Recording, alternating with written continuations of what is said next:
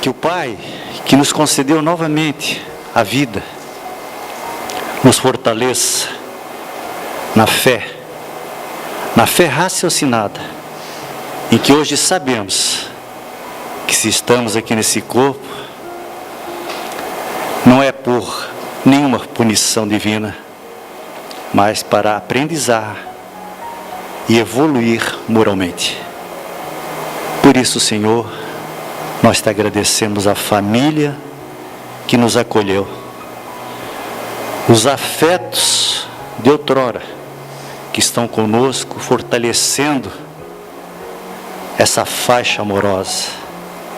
Igualmente, Senhor, te pedimos a força para entendermos aqueles que nos causam algum tipo de mágoa, de ressentimento, porque sabemos que se eles assim o fazem, é para a nossa evolução. Dê-nos a força, Senhor, para perdoar essas ofensas. Igualmente, a complacência para que aqueles que nós ofendemos nos perdoem. Te agradecemos a vinda do Mestre Jesus, que veio nos ensinar a amar, o amor incondicional, e a espiritualidade que nos acompanha, que está conosco sempre que nos elevamos, não nos abandone. Obrigado, Senhor, que assim seja. E é com satisfação que temos o Fábio Iop, que é trabalhador aqui da nossa casa, que vai nos falar hoje sobre a visão de Deus, comemoração dos 150 anos da publicação de A Gênese, e que o Mestre te ampare. Caros amigos, boa noite para todos. É sinceramente um prazer estar aqui novamente, retornar com essa oportunidade sem igual da partilha, de compartilharmos algumas singelas reflexões sobre esse tema, confesso audacioso, e então eu agradeço sobretudo a cada um dos corações que nos ouvem e que nos dão no presente momento essa oportunidade de compartilharmos. E rogamos ao mesmo tempo a Jesus, o nosso Mestre e digno amigo, que nos envolva a todos, para que essa audácia de falar de Deus à luz da obra Gênese não se transforme num profundo vexame. Allan Kardec, nos primeiros dias do mês de janeiro do ano de 1868, entrega à humanidade a quinta obra da codificação espírita. Encerra-se na obra Gênese, portanto, o edifício da codificação. Muito embora o Espiritismo, quanto filosofia, esteja ela toda introduzida e muito bem explicada na obra O Livro dos Espíritos, guardando toda a doutrina em si, as demais obras, o Livro dos Médiuns, o Evangelho segundo o Espiritismo, o Céu e o Inferno e a Gênese, são na realidade aprofundamento de alguns assuntos que Allan Kardec aborda na obra O Livro dos Espíritos. Lembrando que Allan Kardec escreveu 32 obras. Na realidade, são 23 volumes de obra, somando ao todo entre brochuras e artigos, 32. Então vocês vejam o trabalho afanoso deste nobre pedagogo, que dedicou-se então a trazer a revelação do mundo espiritual para nós, encarnados, colocando essas informações de maneira lógica, de maneira metódica, para que possamos então aprender. E ali nessa obra, A Gênese, Allan Kardec faz ela de uma construção, eu diria, pedagógica, que abala, sim, abala a visão religiosa do mundo.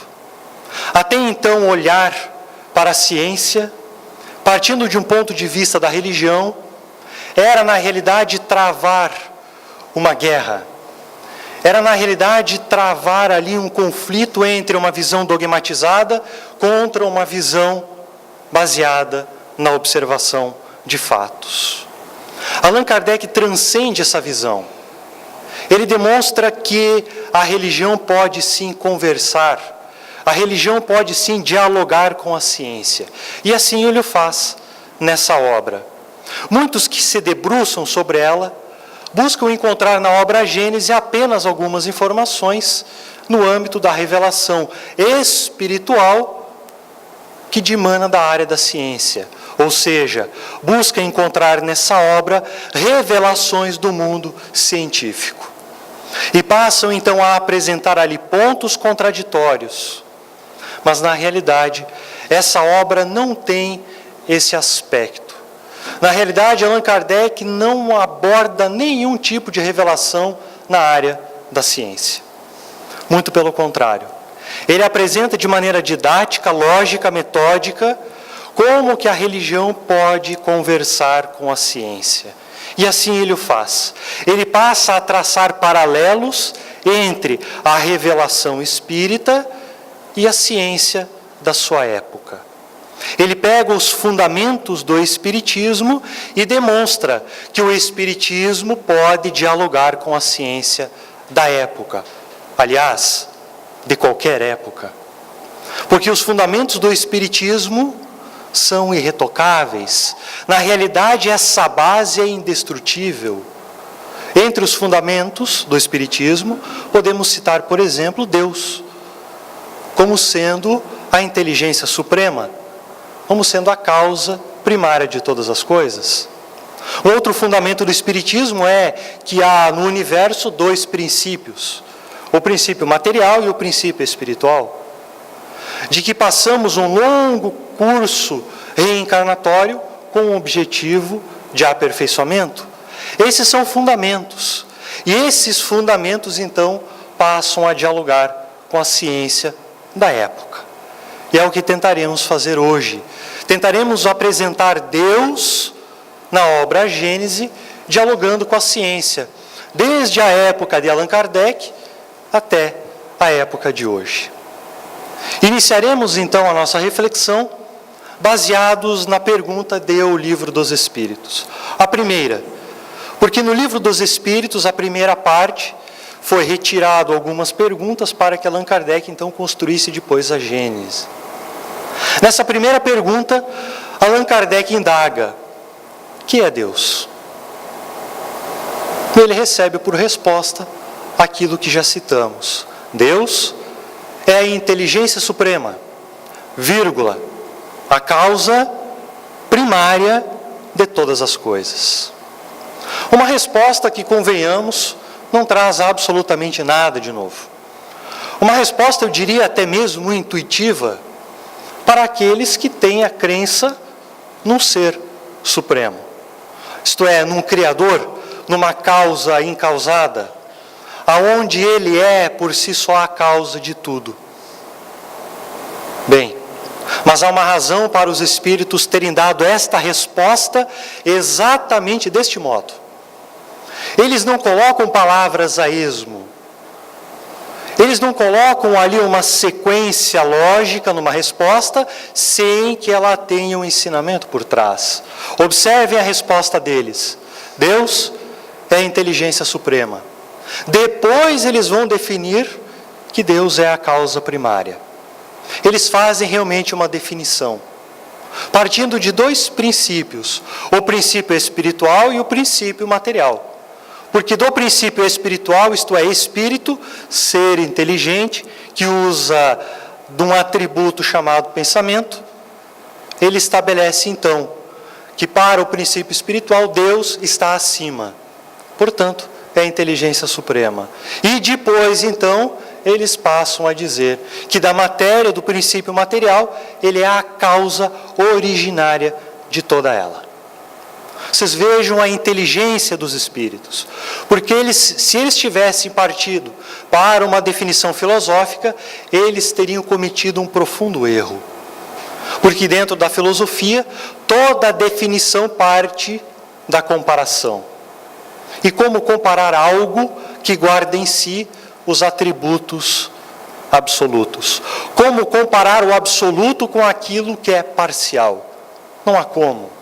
Não há como você fazer uma comparação e realizar uma definição, porque toda a definição iria partir então de alguém imperfeito, tentando analisar um ser perfeito.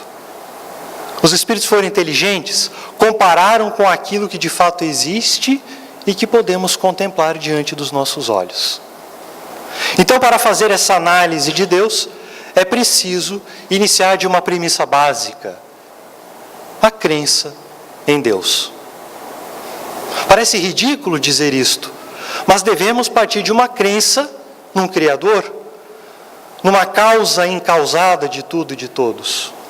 Porque é aquilo que Allan Kardec estabelece na obra anterior, O Céu e o Inferno.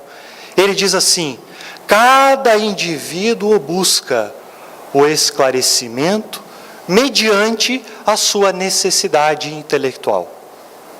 E necessidade intelectual não tem nada a ver com cognição.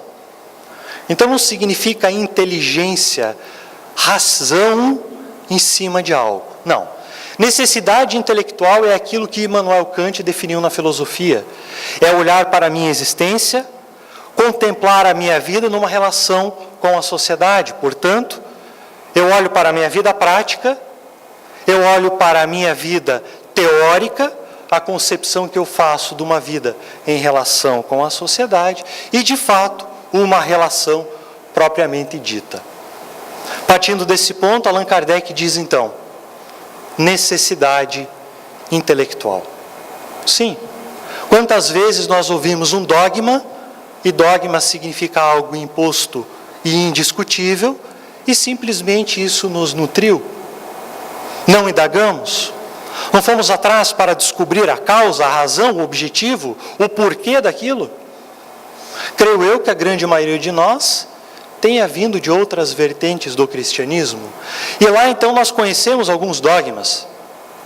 Conhecemos ali, por exemplo, na Igreja Católica, sem nenhuma crítica, por favor, o dogma da Trindade, da Santa Trindade. Deus Pai, Deus Filho e o Espírito Santo.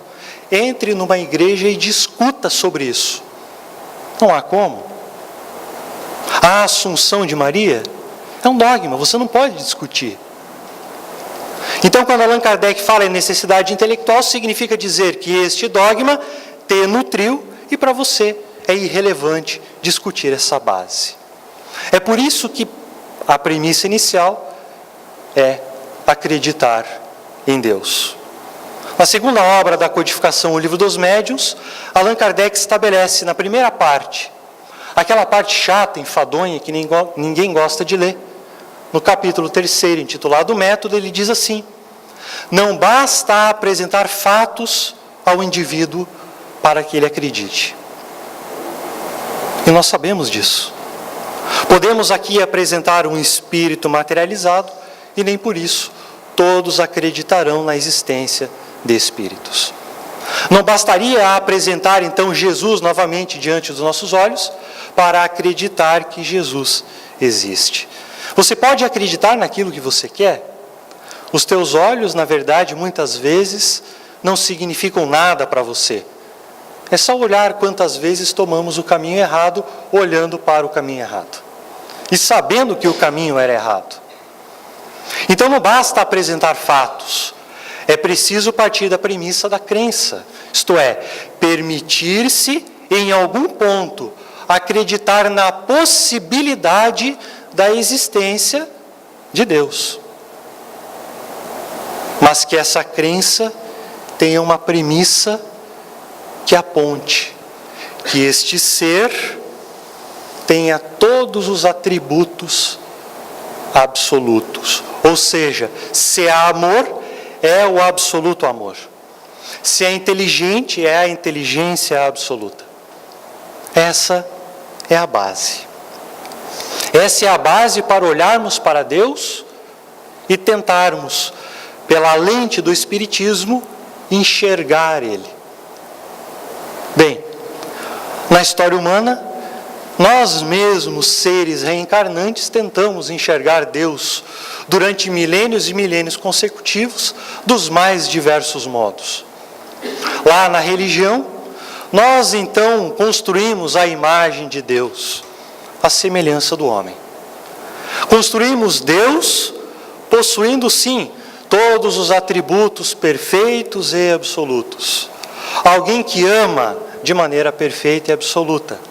Alguém que foi capaz de criar a tudo e a todos, mas depois disso ausentou-se da criação e com um cajado na mão passou então a julgar cada uma das ações.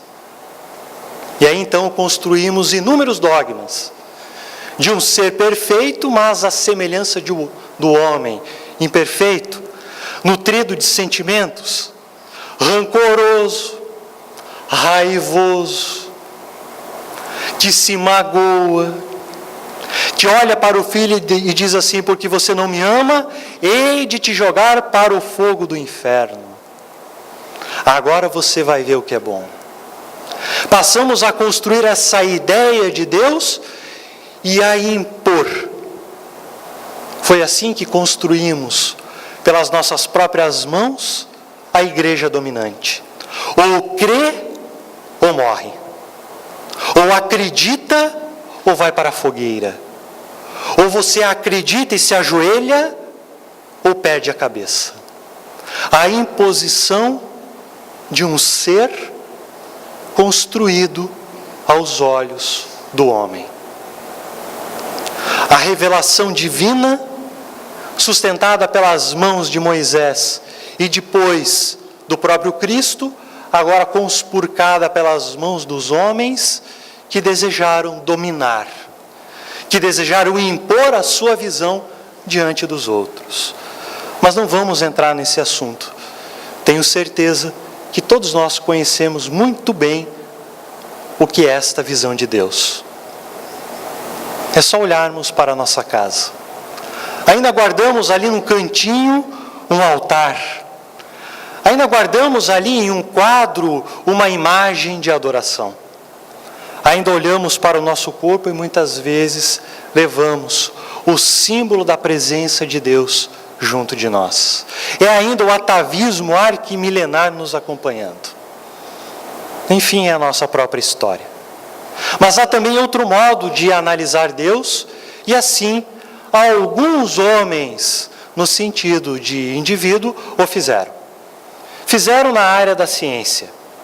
Mas dentro da área da ciência, de uma observação, eles realizaram de 3 modos distintos. O primeiro modo é aquele mais comum. Eu me permito então acreditar em Deus, e então eu vou averiguar a situação. Eu vou passar a analisar a matéria, eu vou passar a analisar o mundo, o universo, o cosmos, essa mecânica perfeita e encontrar Deus. A minha maneira. E nós sabemos que só encontramos aquilo que desejamos encontrar. E mesmo na área da ciência, encontramos ali formulações filosóficas na área da ciência que expressam a figura de uma causa teórica e que nada tem a ver com a realidade. Bem, mas também há outros tipos de cientistas. Há aqueles que não acreditam na causa. Então buscaram ali analisar a matéria, olharam para o átomo, olharam para o cosmos e disseram: não existe essa causa. E passaram então a apenas a apresentar justificativas que negam a existência de uma causa. Não importa a concepção que se faça da causa, simplesmente meras justificativas. É o que a epistemologia dentro da filosofia fala. É preferível aceitar antes de negar, mesmo que tenda a não acreditar. Por uma razão muito simples. Quando passamos a negar de pronto, é um fato psicológico que iremos acrescentar sempre conteúdos negativos. Bem, dentro desse meio científico há também um terceiro caminho. Este, trilhado pelos grandes missionários do mundo espiritual, e que vieram sim para revelar a presença da causa mediante a necessidade intelectual da humanidade à sua época. Entre eles, inúmeros homens e mulheres passaram a analisar a matéria para descobrir uma causa encausada ali. Ali entre os egípcios, há milênios antes de Cristo, eles passaram a olhar para o zimbório celeste e passaram a escrever nos papiros de que a Terra, o nosso planeta, era o centro de tudo. Mas mais do que isso, a Terra é plana. Não contentes com isso, o Egito é o centro. E ali, bem no centro, bem no foco, estava o Nilo, porque era do Nilo de onde provinha o alimento e o sustento da economia. Uma visão curiosa, mas convenhamos espiritualista. Olhavam para as estrelas e diziam que na realidade as estrelas se movimentavam pelo desejo de alguns deuses. E então esses deuses satisfaziam os desejos dos egípcios. Eles então acendiam o sol e depois matavam o sol. Eles renasciam o sol para que a plantação ressurgisse e depois matavam o sol e assim por diante. É assim também na mitologia grega. Inúmeras visões mitológicas para expressar Deus nas mais diversas histórias. Bem, mas é num livro hindu chamado Brahmanda que apresenta uma visão curiosa e uma visão de milênios antes de Jesus. Eles fazem uma conexão ao seu modo, é claro, tentando apresentar a observação científica com uma observação espiritualista. Eles apresentam aquilo que eles chamam de Bindu. Sim, Bindu é um ovo cósmico. Então imagine uma semente infinitamente pequena. Ou seja, você não enxerga ela. Mas ao mesmo tempo ela apresenta infinitamente todas as potencialidades. Essa semente ela passa a inflar num ovo cósmico, chegando ao máximo da sua inflação. Um processo de expansão. Nesse processo de expansão aparece então o nosso planeta Terra como o centro de tudo e as demais estrelas, as demais moradas. Depois de um tempo, esse ovo cósmico passa então a diminuir, retornando à semente. Passa então a apresentar um ensinamento filosófico aqui. A semente gera a árvore e depois de um tempo ela apresenta o fruto. Este fruto depois cai da árvore, apodrece e morre. Então um ciclo de nascimento, de crescimento, de decrepitude e de morte. É um pensamento daquela época de Deus por trás de tudo. Bem, mas entre os filósofos, Anaxágoras disse então lá para os gregos: olha, na realidade tudo que estamos vendo no cosmos, e cosmos vem do grego e significa ordem, mas não é ordem de ordenar, é ordem de equilíbrio. Disse Anaxágoras: olhem para o cosmos é repleto de partículas infinitesimais. Essas partículas indivisíveis, que mais tarde entre os atomistas Leucipo e Demócrito ganhou o nome de átomo. O universo está cheio de átomo, só de átomo, e nada mais. Não há lugar para os deuses. Eles não precisam ter lugar, diz ele. E esse pensamento ganhou força à época. Estamos falando dos pré-socráticos. Isso vai até o século I a.C. Lucrécio, um romano, escreve um poema chamado De Rerum Natura. E nesse poema ele apresenta a natureza universal construída em cima de átomos. E ele escreve nesse poema dizendo: sim, Deus existe, mas Ele não criou o universo. Ele está lá muito longe, muito distante, não quer nem saber de nós, humanos. Esse é o pensamento filosófico dominante à época dos gregos. Foi nesse mesmo pensamento que Aristóteles sustentou a sua reflexão. Aparece então, depois de um tempo, um homem chamado Cláudio Ptolomeu. Esse homem vai dizer assim: o planeta Terra é o centro de tudo. Sim, ele apresenta desenhos, geometrias, provando ali na sua concepção filosófica que a Terra é o centro de tudo. E de que se há uma causa encausada, ela colocou a Terra no centro de tudo. é a primeira teoria verdadeiramente geocêntrica. E pasmem, essa teoria influenciou nós ocidentais até o século XVI. Até o século XVI, passando até mesmo por Tomás de Aquino, acreditávamos que a Terra era o centro do universo. Portanto, nós, homens, fazendo de Deus a figura de alguém que escolhe e diz assim: não, vocês serão o centro intelectual e moral de tudo. E convenhamos, é isso que eles querem dizer. E aparece então ali no início do século XVI, um homem chamado Nicolau Copérnico. Esse homem foi sim audacioso. Ele, a olho nu, passou a olhar as estrelas e dizer assim: não tem nada disso. Olhe para as estrelas, elas andam.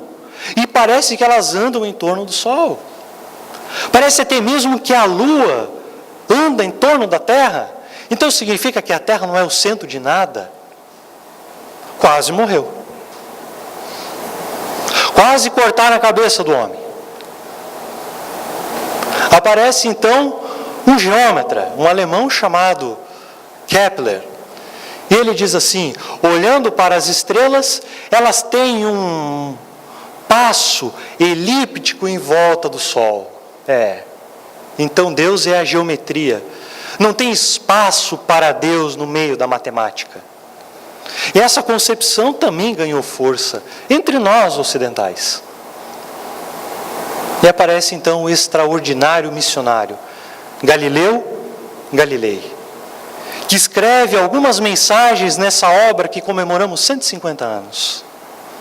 Galileu Galilei Espírito. À sua época, então, Galileu diz assim: eu vou pegar aquele conjunto de vidros que o homem criou para guerrear.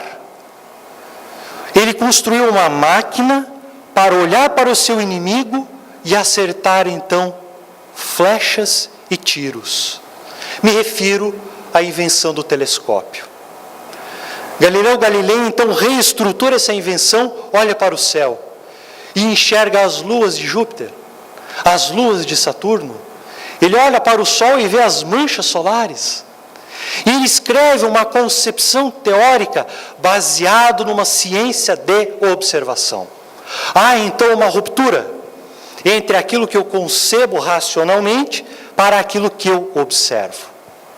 Baseado em fatos, Galileu apresenta, a igreja dominante chega para ele e diz assim: ou você muda, ou você vai perder a cabeça. E Galileu diz assim: eu estou achando que a Terra ainda pode estar no centro. Mas depois de um tempo ele volta atrás e diz assim: quer saber? Não está nada no centro. E aí então ele é acusado de heresia, passa 8 anos numa prisão domiciliar e desencarna. Grandes missionários então apresentam-se para demonstrar que a concepção humana baseada em dogmas tem que ter um fim. Isaac Newton, este homem passa a olhar para o universo de uma maneira totalmente diferente. Ele olha e diz assim: nossa, o universo é um palco onde todos os corpos celestes interagem entre si. E esses corpos têm massa, têm peso. Portanto, se eles têm massa, significa que eles atraem uns aos outros. Eles são dinâmicos. Não há nada de estático ali. Ele escreve então a teoria da gravitação universal. Mas depois de escrever essa teoria, ele olha de novo e diz assim: tem um problema aqui. Esse processo de atração entre eles levará o universo ao colapso. Porque tudo está atraindo para um único ponto. Não está certo. E sem mais força nenhuma de raciocínio, Isaac Newton diz assim: como eu não posso provar matematicamente, eu vou dizer: é as mãos de Deus que sustentam o equilíbrio para que não haja o colapso do universo. Um século depois, um matemático chamado Laplace estabelece uma teoria matemática que demonstra, através de cálculos, toda a movimentação que Isaac Newton havia dito, sem nenhuma prova da existência de Deus.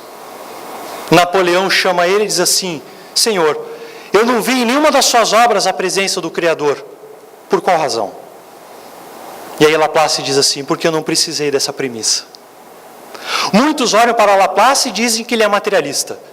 Eu prefiro achar que não. Na realidade, um homem deveras de ciência, sem dogma, tentando buscar ali explicações e justificativas. Mas os séculos passam, os anos passam, chegamos ali na década de 20 do século passado. Aparece então um dos maiores missionários nessa área.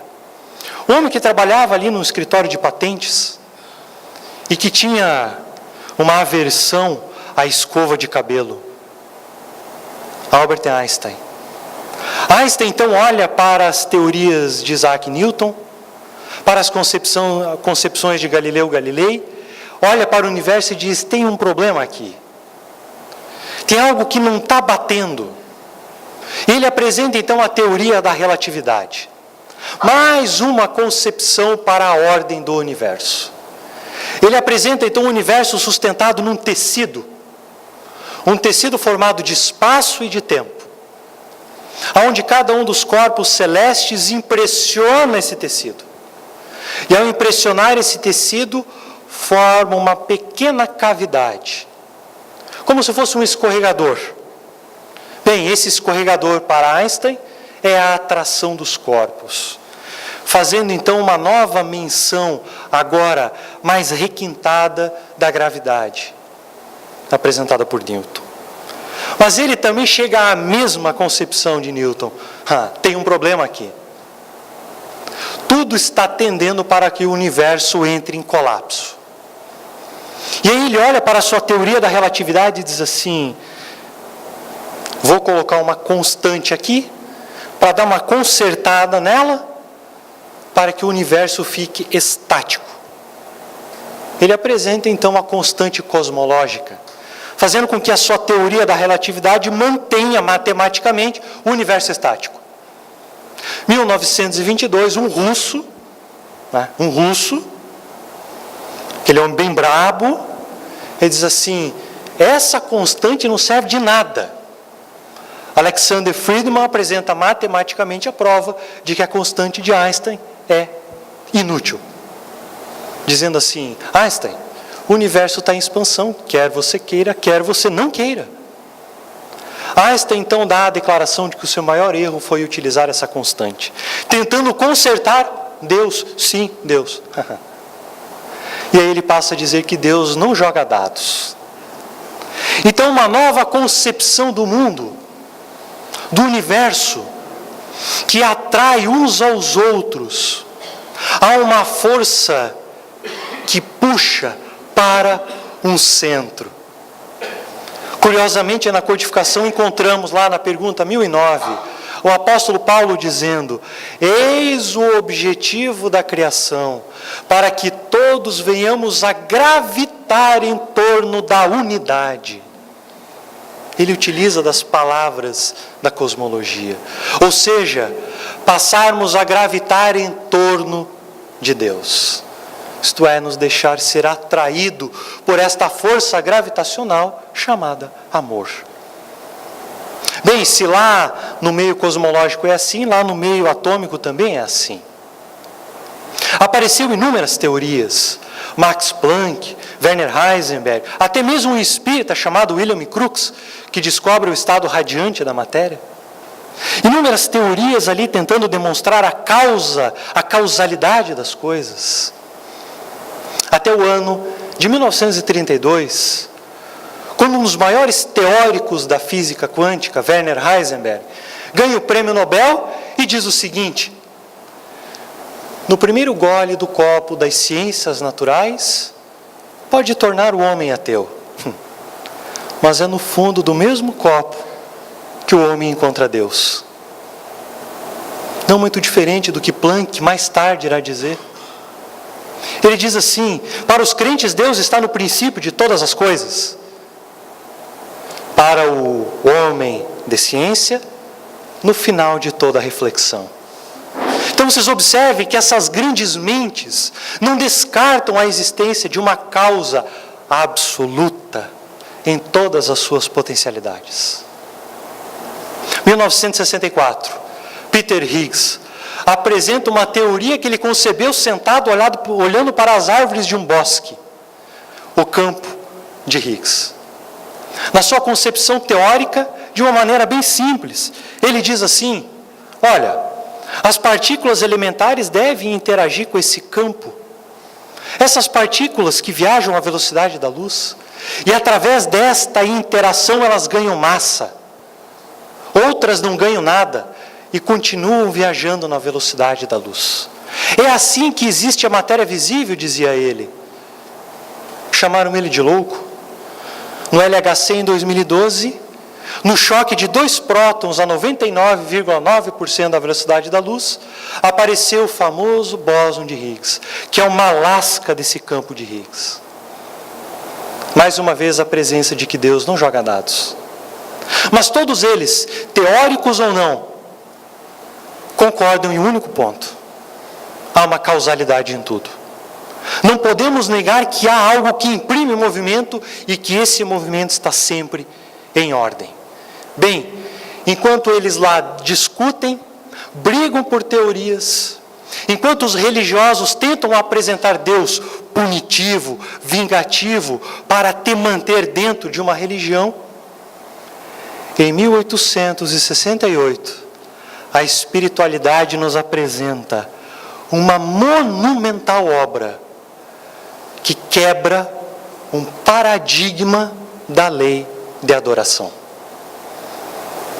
Não é mais adorar Deus concebendo Ele punitivo. É adorar Deus conforme podemos conceber dentro. Então não importa se para Maria Deus é amarelo. Não importa para José se Deus é verde. Isso é concepção, o que importa é a ideia. E esta relação que nasce desta ideia. Dizem os espíritos então a Allan Kardec, presta atenção, ele diz assim, num capítulo intitulado O Papel da Ciência na Gênese. Até o presente, o estudo do princípio espiritual, compreendido na metafísica, foi puramente especulativo e teórico. Ou seja, cheio de homens e mulheres com turbante olhando para uma bola de vidro e tentando conceber ali na teoria. No Espiritismo, é inteiramente experimental, com o auxílio da faculdade mediúnica mais desenvolvida presentemente e, sobretudo, generalizada e mais bem estudada, o homem se achou de posse de um novo instrumento de observação. A mediunidade foi, para o mundo espiritual, o que o telescópio foi para o mundo astral e o microscópio para o infinitamente pequeno. Então agora nós olhamos para o Espiritismo e compreendemos que toda a moral e a ética do Espiritismo não decorre de uma filosofia pura, de um sistema filosófico, não. Foram as histórias narradas pelas almas, de onde eu vim, o quanto me dói odiar, o quanto me doeu ter tomado essas e aquelas atitudes.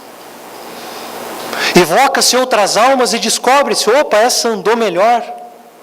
Passa-se a olhar e construir então uma doutrina. E a sua ética moral baseada na observação. Então, com o Espiritismo, ali na obra A Gênese, no capítulo Uranografia Geral, o Espírito Galileu apresenta Deus. Ele mesmo apresenta a Deus de uma maneira totalmente diferente. Ele diz assim: há um fluido que permeia a tudo e a todos. Através da mediunidade, esse espírito de elevada hierarquia diz assim: Deus apresenta-se por intermédio desse fluido.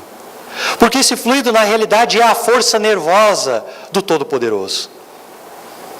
Força nervosa. E o que é força nervosa?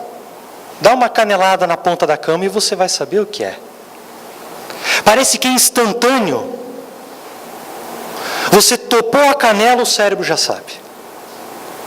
Então Galileu passa a conceber, nessa imersão no fluido cósmico, a onipresença de Deus. E mais do que isso, ele passa a fazer menção à pergunta 27 do Livro dos Espíritos, quando Kardec indaga: há dois princípios no universo? E os Espíritos respondem: sim, o espiritual e o material, além deles Deus, mas também, além disso, este fluido universal, que está entre o espírito e a matéria. Repito, entre o espírito e a matéria. Significa dizer que todo pensamento que temos impressiona esse fluido, essa força nervosa do Todo-Poderoso, como diz Galileu.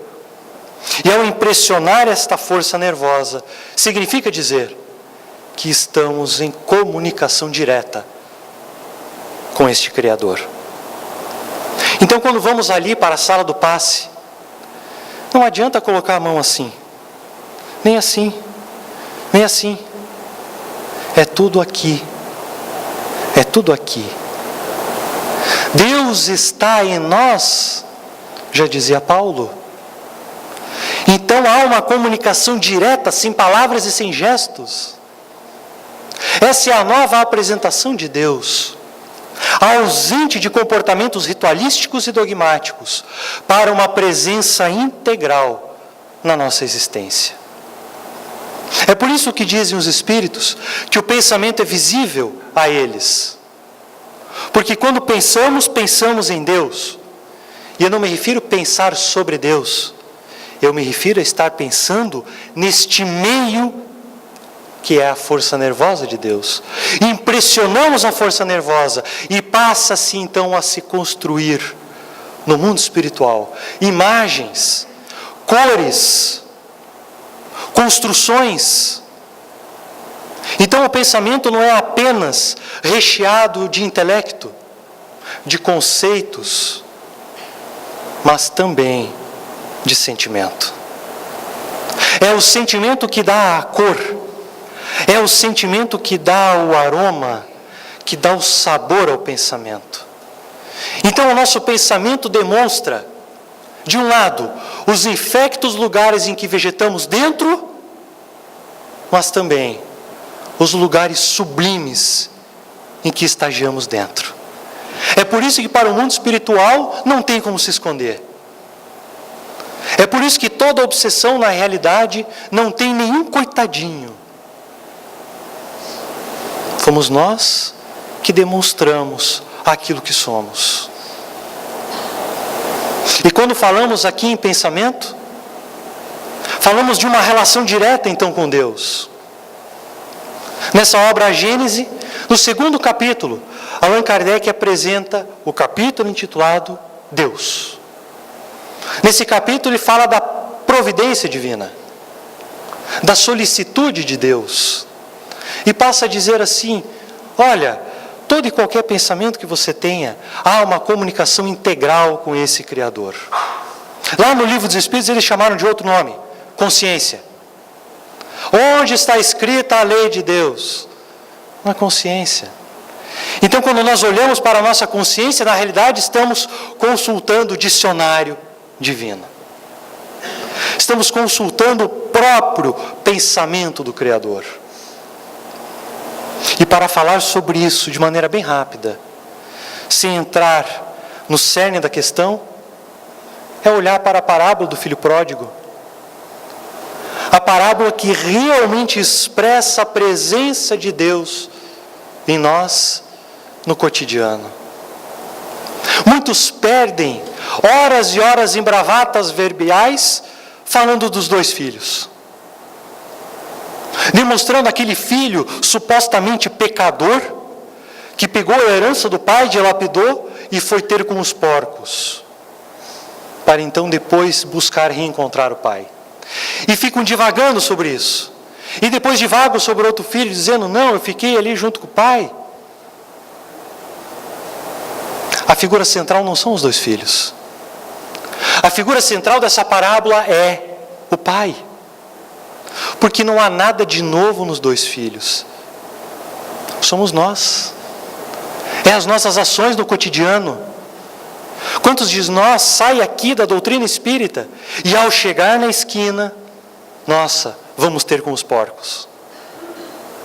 Mas há também quantas vezes viemos à doutrina espírita esperando uma troca, esperando que Deus se apresente e faça aquilo que desejamos.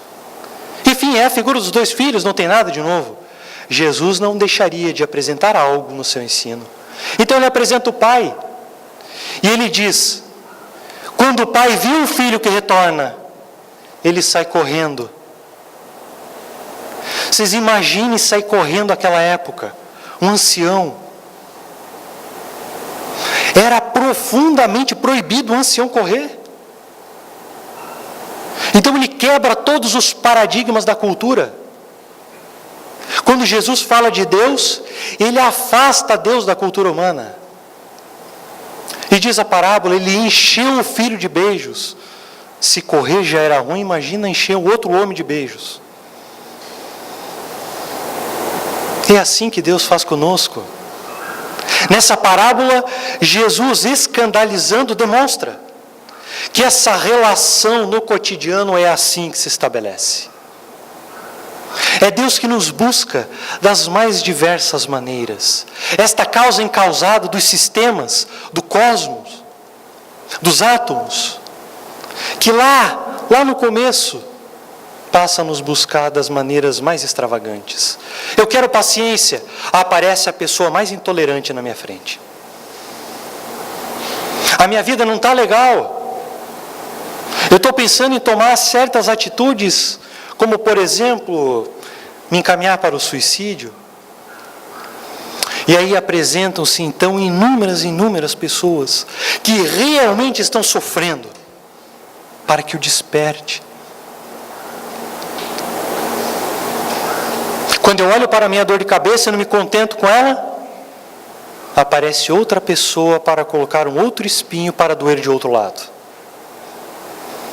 É sempre Deus nos buscando das mais diversas maneiras. O problema é que nunca buscamos Deus da maneira certa. É assim que nos damos conta. Sabe quando?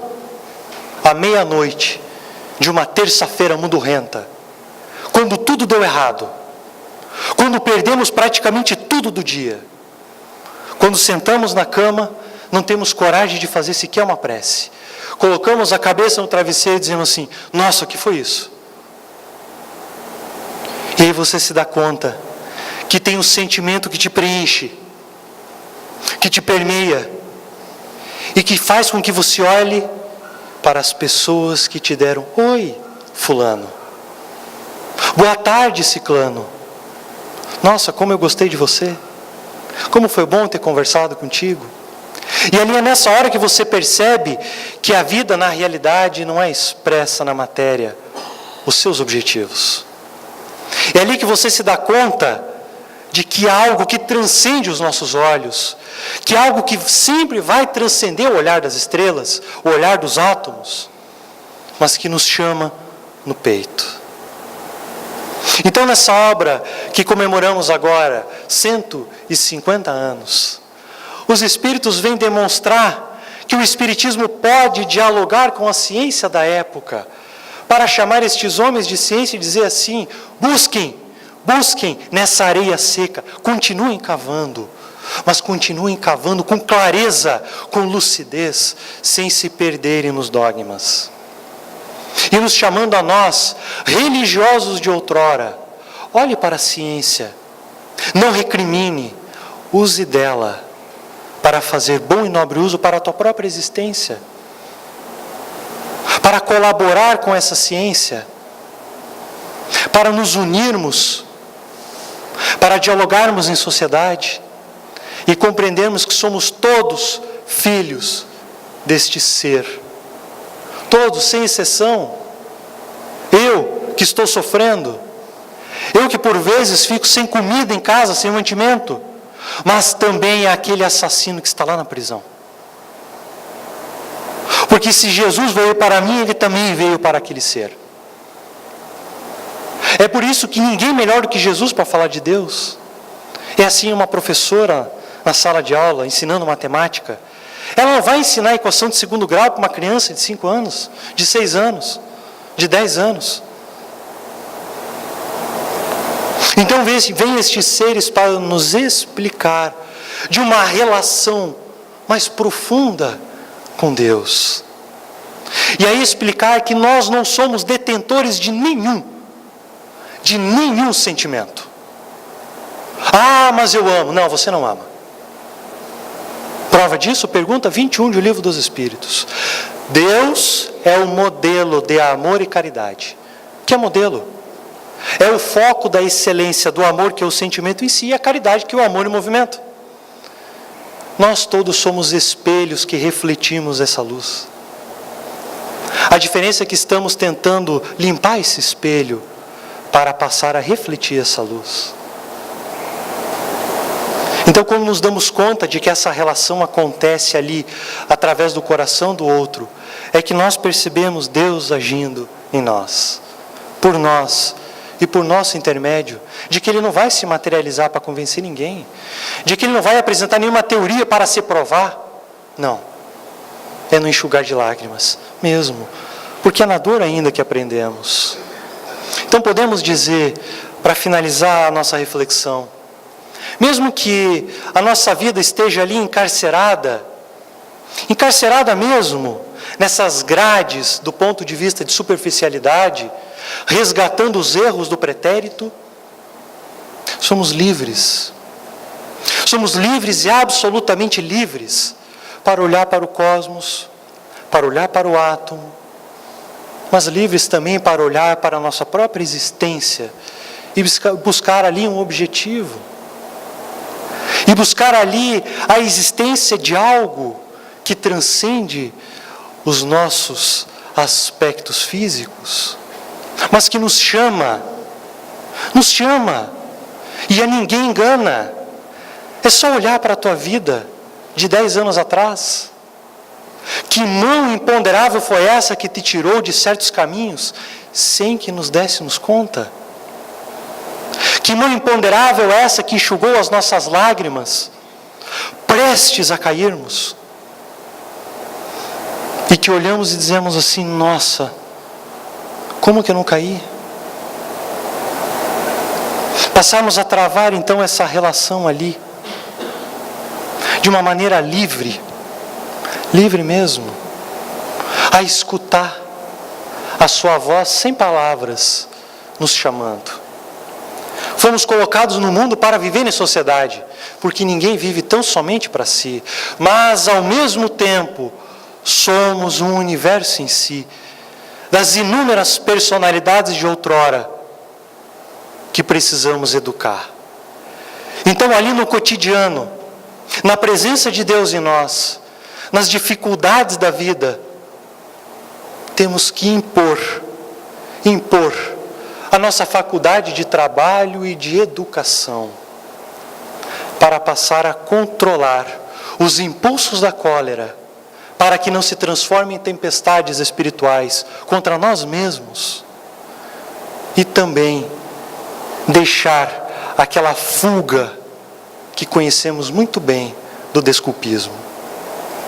Sem dúvida nenhuma, o pensamento é a maior prova da existência de Deus. Porque mesmo que eu diga, não, eu não penso, eu já me fiz uso do atributo de pensar.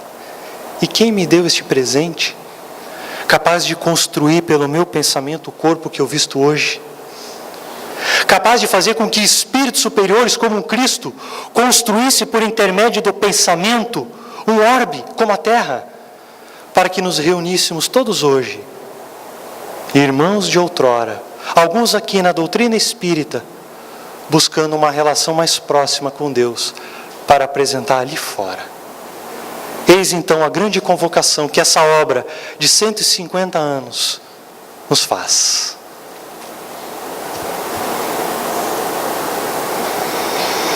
A ordem universal, reinante na natureza, a inteligência revelada na construção dos seres, a sabedoria espalhada em todo o conjunto, qual uma aurora luminosa, e, sobretudo, a universalidade do plano geral, regida pela harmoniosa lei de perfectibilidade constante, apresenta-nos já e agora a onipotência divina, como sustentáculo invisível da natureza, lei organizadora, força essencial, da qual derivam todas as forças físicas, como outras tantas manifestações particulares às suas.